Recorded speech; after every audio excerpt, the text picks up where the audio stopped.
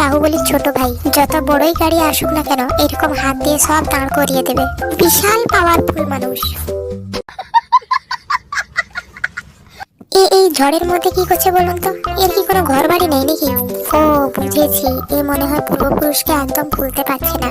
সে বড় মানুষের মতোই আচরণ করছে, আবার গাছের ডালাটিকেও নিয়ে আনছে খাবে বলে। অতি চালাকের গলায় দড়ি। দিদি ও দিদি, সামনের ক্যামেরায় যে সব ধরা পড়ছে। এরকম চুরি করলে কি হবে? তোমার থোবড়াটা তো পুরো বিশ্ব দেখছে।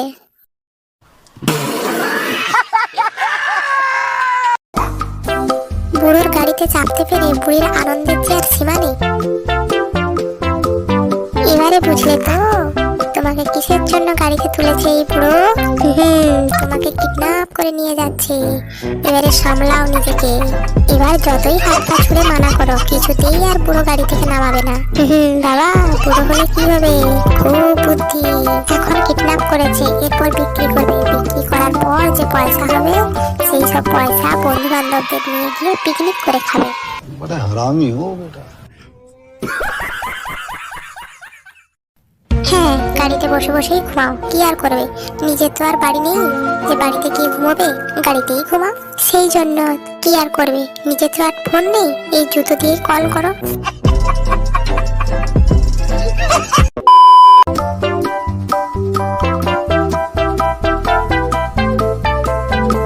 আমার কিন্তু এই ঝগড়াঝাটিটা খুব ভালো লাগছে দেখতে। দেখে মনে হচ্ছে এরা কেউ ঝগড়া করছে না, এদেরকে খুব গরম লেগেছে তো এই জন্য জল ছাটাছাটি করছে।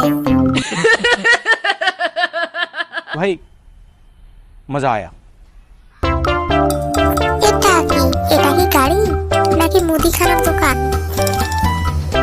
এইসব গাড়ি টাড়ি থেকে একদম সাবধান। কেউ বাচ্চা টাচ্চা নিয়ে এইসব গাড়িতে উঠবেন না, তাহলে কিন্তু একদম পকেট গড়ের মাঠ হয়ে যাবে। তখন কেঁদেও কুল পাবে না।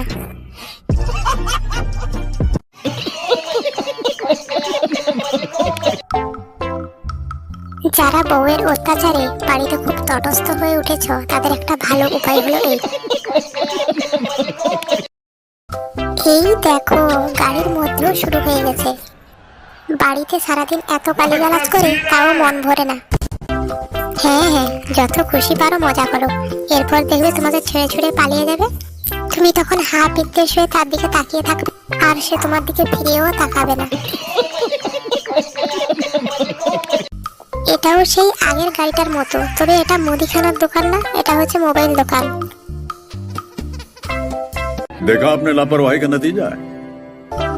পুলিশ বলে কথা, যেইখান দিয়েই চোর ডাকাতেরা যাবে সেইখান দিয়েই তাদেরকে ধাওয়া করবে।